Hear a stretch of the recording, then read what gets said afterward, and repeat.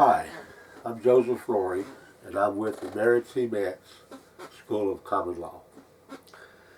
Today I think we need to discuss the Second Amendment. What does it mean? Do you even need an amendment to have a gun? Do you need an amendment to breathe? Do you need an amendment to blink? Do you need an amendment to dye your hair? The question about constitutional provisions excuse me, is whether or not we actually need it listed in the Constitution. Well, first we need to really recognize that the Second Amendment was not intended for two things. It was not intended to give you a right to bear arms. Its intent was to protect the right of bearing arms. But it was not intended to protect the people to bear arms. It may be somewhat implied in there, but the purpose and the sole goal of the Second Amendment, as all pre-Civil War writers wrote and was acknowledged to, the Second Amendment was to protect the states from the central government taking over them through military power. It was to make sure that the central government would never take up the arms of the state, do away with their militia. If you will recall in the Second Amendment, it talks about the militia, not the people. In the sense that we are looking at, we're looking too strong on some kind of a constitutional clause for any right. If the Constitution doesn't specifically state that a right exists, it becomes an argument to the court of whether it's an existing right or not. And it certainly has given over to that. Whether it's right or not is clear from just giving it second thought. But, you know, it's like saying you need a little bit more lemon to make your orange sweeter. Well, it gives more time for you to think about what was just said, what kind of sense does that make, how does that really fit. But you end up accepting it like, well, it must mean something. Well, what we're trying to find out here is, do you even need the Second Amendment? Well, for the purpose of making sure that it is understood, I guess more clearer, that you will not take up the militia, you will not take up the arms of the state, so that they can defend themselves against the federal government. That was the purpose of the Second Amendment. Any historian that will go in there and look into the debates, look into all the writers of the time, will report to you, if being honest, that was the purpose of the Second Amendment. For someone to really think that the Second Amendment was covered things like hunting, do you have a right to hunt? Seriously, you need an amendment for that? All the way back from the days of Adam, when you had to hunt for your living, that's pretty clear from the common law all the way back. You didn't need clauses, you didn't need a statute, you didn't need a constitution to establish that you have a right to hunt. And you didn't need any constitutional clause or any kind of statute from any of the states out there, including the states of the globe, to give you that permission. The so-called gun control that everybody is concerned about, you know, you're too late. I mean, they've established gun control so long, your granddad woke up with gun control under them. The problem that I think people are having with gun control is they keep thinking that it only means one thing: take up the guns. Well, that's not control, that's extermination. So gun extermination would be the proper use if that's your defined conclusion to what you're saying here. Gun control has been going on since the Civil War. I don't find any real events before the war where any kind of statutes existed that would give someone some control. The problem that I think we're looking at is whether the government has any right whatsoever to mess with your right to protect yourself and for whatever reason you want to protect yourself, and who or what you are protecting yourself, is still none of their business. You're just protecting yourself. It would be nice for us all to have guns. Walk out, go to a regular Walmart, there's 150 guns in there. 150 guns in the parking lot, 150 guns in the malls. Everybody's packing a gun. And if that was the case, I'm sure it's because we developed that way. And of course, we have to give our own selves some credit that we're not idiots, as the government would imply as soon as you make a statement like that. All the bleeding hearts and the liberal crybabies out there would, oh, somebody will go wrong. Well, everything will go wrong. Like, for instance, this pencil could go wrong. I put it right here in my pocket, and it's sharp, and it could go wrong. So let's pass a law against sharp pencils in pockets, because it could go wrong. The problem that we got here is put too much stock in the government now. And I said to you in other videos about how the government doesn't care about you at all to begin with. They even announced it in the Kennedy speech, where it says, don't ask what we can do for you. Don't. They're not wanting you to do any asking in that area. They just want to know what you can do for them. And of course, gun control is one of the things you can do for them. You can keep letting them regulate it down to where you've got nothing but a cap gun. I mean, they might let you have a BB gun, and they might let you have a pellet, and possibly a 22. But the point comes that when will these things actually defend you when you're needed? Now, I was asked one time, this was about 20 years ago, someone asked me when I was on gun control lecture, well, what kind of guns would you be allowed to have? Because, you know, the government's got it regulated down. You can't have this. You can't have this military-looking thing. So many rounds, so many this, clips, etc. And my answer was this. You should have as much of a gun as your enemies has got, or potential enemies. If they got tanks, you have a right to tanks. If they have bazookas, you have a right to bazookas. You have a right to defend yourself. And if your enemy is actually the government over you, then you have as much right to defend yourself against the government as you would against the neighbor down the street that thinks he's just going to come and beat up on you. There's no difference. They have made it throughout the educational system. They've developed that, oh, we're the badge-toting people, we're the men in black, we're the ones that's got the robes on. We're special people. You're not. If any judges or police officers or government agencies hear this, you are not special.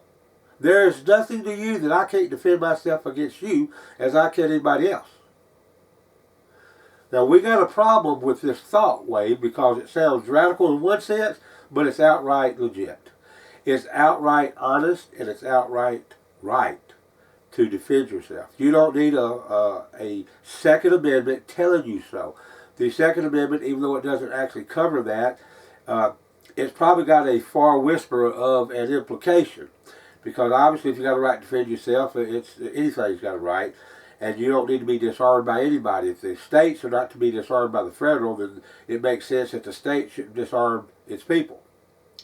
So it goes down that trickle to get that conclusion. But what we're looking at is, do you need the Second Amendment to stand on your rights? Now, what they've been doing is they've been actually haven't even touched your rights to guns except for maybe particular guns. They haven't touched any of that. They have touched the liberties of those rights. I've also explained in another video the difference between rights and liberties. That while on one hand they let you keep the so-called right, let you have the gun in your hand, but then they start regulating how, when you can't, do not, this, provide, or what they might call the words, be it enacted. And you know, all of a sudden it's a magic word. Be it enacted becomes a magic word that automatically turns it into law. It's another concept that we humans have fallen to, is that the legislature gets to write the law, you get to obey them. This right here is not what government that our forefathers put together. They cleverly and carefully fixed it to where it would be hard to be ruled by the government. It would be very hard. And any clause that might be vague, maybe we're guilty, and we are, for that matter, in history, we are guilty of not amending those little vague clauses, or let's say a court comes in and swears in a particular clause, especially the commerce clauses, meant this and meant that, and now we have to be this way. Well, an unrestricted commerce clause also becomes a problem. An unrestricted any clause would become a problem. It would not.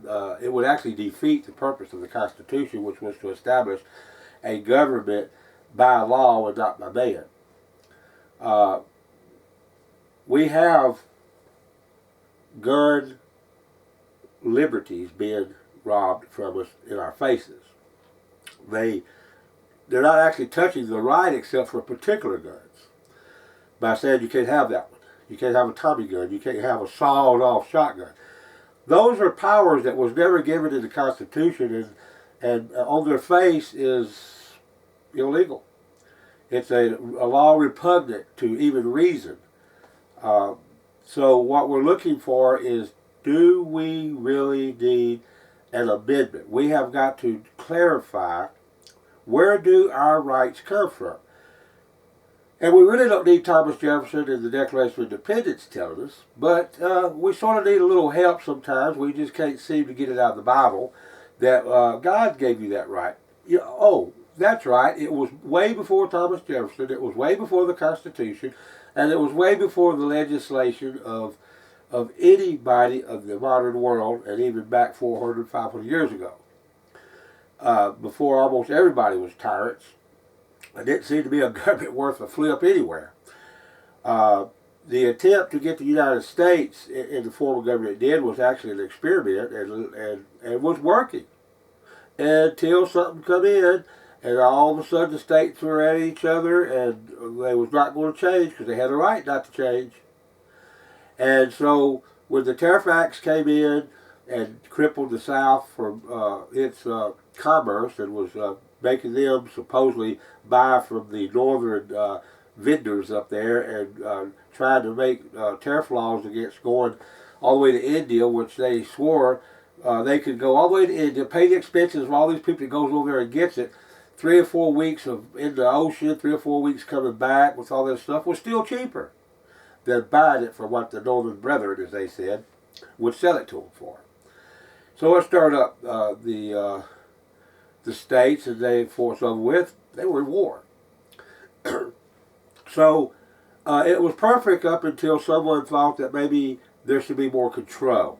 Well, you know that act to tell the South and the southern states what they can't do with their commerce and can't buy from their commerce decisions was definitely a step towards tyranny and northern control, or at least a certain amount of states will start controlling the others. This is what led to the Civil War. Now, we have books in our school. It's not put up yet, but it will be. And that can vouch for all this. These things that I say actually comes from pre-Civil War written books. And I can read it right out of their own books. I have the originals in most cases. But what we're looking at is constitutional clauses, or for that matter, the Bill of Rights altogether. Should we have had a Bill of Rights? It might help for emphasis purposes, but it has confused the issues of modern day thinking and so-called legalists, jurists of all kinds. They expect you to find something in the Constitution to prove that you have that right. Well, if that's true, I need to prove that I got the right to breathe, because it's not written. It is not there. Now you can say, well, the word life is, and that may cover that one. But how about if we want to dye our hair, or I want to climb a tree? These kind of things are not listed, but under the word liberty. This is what they are diminishing, the word liberty. Because you already have liberty. That's all you really needed was liberty. To specify the clauses has caused confusion because most people will go to the Second Amendment and claim that that's what gives you the right to have the gun. They'll go to another amendment to say this is what gives you the right to speech. This one is the one. And that's untrue because it seems like I recall way back in the scriptures and in the days of Adam that the right of speech was already there. And there was one Lord, the King of Kings, that give that permission to speak. Now my question to you is the right of that speech. Where did it come from? Did it come from God or did it come from the paper? Jefferson wrote in the Declaration of Independence that these rights are endowed by our Creator. So this is the kind of rights that we have. We have a right endowed by God, not by a Constitution, not by the Second Amendment, not by the Declaration of Independence, but by the Word of God. The message in the Bible is always clear to have and be protected. Even David said, "Blessed is he whose quiver is full." Now that also has a twofold meaning, talking about plenty of children in one sense, but the other thing is the idea of having plenty of arrows, being armed. And of course, David thanked God that he taught his hands to war. So we know that you got to protect yourself. It comes from God. Even in the days of Christ, he never disarmed his disciples. He never talked to them about getting rid of them, except for one time when he told them to sit them out. One time he says, "Don't even take nothing. I'm going to prove something to you." Now, he didn't say all that. It's just sort of the idea behind it.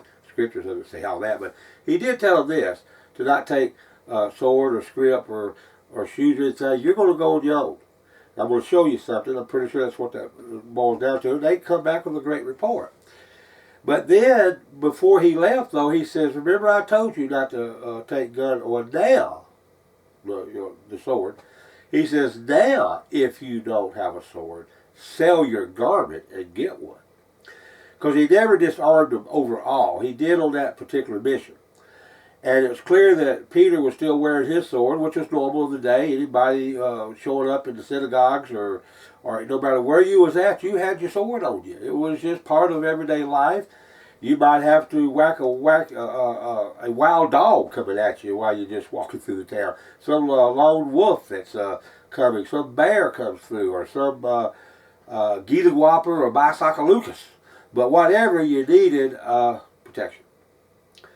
So what we've got here is, did your right come from some paper like a Constitution, or did it come from God? You're obligated to respect the gifts of God. It is a sin to diminish and talk low or give up his rights. If he gives them to you, you should honor them and keep them. And don't let anybody take them, because they was given to you by God, and he alone has the power to take them back. But he won't do that. He's just said that in the Bible, that all the gifts and calling of God are without repentance. He won't be doing that. So you know for sure through the real law of the land, the Bible, that it supersedes the Constitution, it supersedes any statute, federal or state, it supersedes any law on this planet. When we get that in our heads, we might learn what law is and quit falling down to these morons out there writing up things totally, satanic in nature, because they're going against the rights of God. They're telling you don't have them anymore. Ask us and we might let you do that. You can have a license to fish, hunt, you name it, the little tiny things that is nothing but normal rights. They have statute telling you when you can do it, when you ask us, of course, and when you pay us a fee, you can go do that. So do you need the Second Amendment? No. Do you need any clause? No. You've already been given that right from God. You have that right. I'm almost positive that God would be very upset with you just letting them go by the wayside. I know if I gave something I thought was precious and real good to a friend, and next day I go talk to him, find out he went and pawned it in a pawn shop to get him $5, I'd be a little hurt myself. I'm thinking, what? I gave you that as a gift, and for you to maybe have a little pride about it. But you didn't think much of it, so you just went through it into a pawn shop or sold it to somebody, or went and traded it for a pig or something. You know, this is where the problem arises with rights. When someone gives them to you, you should respect them, and you should love the fact that God gave you rights. And you should never back down when you know God gave them to you. So, are you really going to go before God and say, yeah, God, I knew I had rights to bear arms because the Second Amendment did, or the Declaration of Independence implied it, or that there was all kinds of other written papers down here, but I didn't know you gave it to me. This is what I want to get over to you. The School of Common Law that was basically based out of Baron C. Metz. He, great patriot, that one day I'll give you a video on him and let you know just what a great patriot Baron Metz was. He's died now, but I want you to know he was one of the greatest patriots I've ever met. Bent well on anything with support, anything to do with getting our country back on its right feet. In any case, we want to know for sure, in your head, do you have a right to bear an arm, to protect yourself? And do you have a right to go anywhere with it? Now, with all the codes and I mean, cobwebs of professors out there misleading you, and of course, we pointed out about the dictionary conspiracies where now your words are redefined, and I'm not sure we're communicating when we use these words because I'm not sure anybody knows the meaning of them anymore. At least the true meaning that would help form the proper conclusion to these governments we have. So what we want to impress upon you is to make sure if you're a citizen, you have a right to bear arms. If you're a government person, you have a right to bear arms. You never lose that right, regardless if you take on office.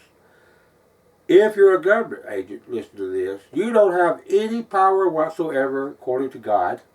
Second to Constitution, which is just more proof that God wants limitations on your power, that you cannot mess with our rights. Your job is to actually protect that right, not come up with scams and schemes and false flags and so-called killings that seem to be going everywhere. I personally don't think these are spontaneous. I think they're well planned. So I don't mind telling you straight out, government, you're seen. You're being watched more than you think. You got us watched. Ain't no doubt about that. You've got us watched to a point that I'm sure you see me even doing this before it goes out there. I don't care. What I do care is you need to get out of office if you can't back up the true Word of God. You can't back up the Constitution. You need to be out of there to begin with. I don't care who voted you in. They voted out of ignorance. You need to be out of there. Now the truth is what we're after. The truth is what we'll teach. And like Baron Metz always made it clear, your word is the best thing you got. That's why I based this school off of Baron C. Metz. There's greater people out there like Jesus Christ and Paul and all that. But in present times, he was the best friend I had. So I'm going to give him the credit for getting it where it's at today. Anyway, the point that I do want you to know is you've got a right. The government can say what they want. They can scream what they want. They can show you the ugliest, bloodiest pictures of why you need to release that right. If you're right yourself, you're not going to be doing all the blood. You're just going to stop blood coming your way. And that's what the right to bear arms is all about. So I'd like for you to give me any feedback by emailing me at dueprocessexplained@gmail.com. It's important that I hear from you. I do want to get some of these videos out. There's all kinds of subjects that I've studied on, and I wouldn't declare myself a expert in any of them. But I definitely hold at least a larger amount than the average person of these subject matters. My advantage is I've got the original books that could contradict and show and prove that they're not what the modern governments are saying. If you see my other videos, you will see what I'm talking about, and especially with the dictionary conspiracy, which is something you should already, if you haven't, go and look at and understand that a government that'll lie to you and a government that will help set up this lie cannot be possibly the one that Jefferson did put together. It's impossible. So it's not them. What government is over you today? I don't know how to define them. I've looked all over the Constitution. I can't find them. I'm trying to match. You know how you match the square with the square and the circle with the circle? Well, this clause in the Constitution with this act of the government. Let's find the fit. I don't find one. And if I find something that's close, it's still not the fit. You find a square that's 4 inches by 4 inches, and you still find a square 2 inches by 2 inches, it's still not going to insert in, is it? But they're two squares. So we're looking at rights, not clauses, not something that is written by man and expected to be promoted by man. God gave you the right to bear arms. You don't need any more authority. You've got it. And any way you want to, you've got it. Unless you take it and abuse it by killing people that don't need killed. Now, if you get charged with somebody's charging you and you don't know their power, they could be unarmed. But if they're about to beat you up and kill you by their fist, you have just as much right to shoot them with unarmed or no gun. If you think I'm going to let someone charge me when he's threatening to kill me, and he may be unarmed. If I have to be armed, I'm pulling it out. Why? Because if you think I'm going to take a chance of me outdoing you physically, or you get in the right punch, no, I'm going to get in the right punch. I have a right to make sure that you don't kill me. So let's don't listen to modern government. The problem with them is it's all designed to lock your gun up. And most of you've got your guns locked up right now. You got one of these clips on it that actually locks it there. It's locked into a filing cabinet and it's locked in your house. If a killer was coming into your house, I'm sorry, Jack, but you're dead. But the police will praise you for properly taking care of your gun. You will get praised for it. But you're dead. So this is what we want to get across. Common sense. That's what law is. Sir Edward Cook said that law was reason. Now you have a reason for law. You don't just put it there. Reason is also understood as common sense. So you put them two together, you have a proper law out there. We all should walk by it because we really don't need it out there. As Paul said, the law is for the unjust. And so if you're doing right anyway, none of those laws should ever affect you anyway. And if they put statutes out that is against your rights, well, that's them in law, sinning, corrupting the Word of God.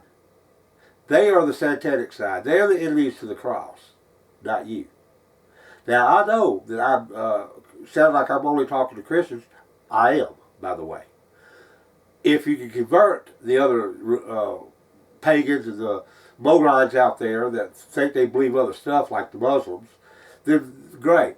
I'm glad to see you converted. I have no respect for you, and I don't expect to give you any respect. I'm not patting you on the back, and I'm not blending with you, and I'm not going to mix into your congregation. You're either Christian or you're not with me. And I'm not with you unless you're Christian. And if you're a government in the office and you're not a Christian, you have no business being there. Our Constitution puts strictly Christians. And I think I will.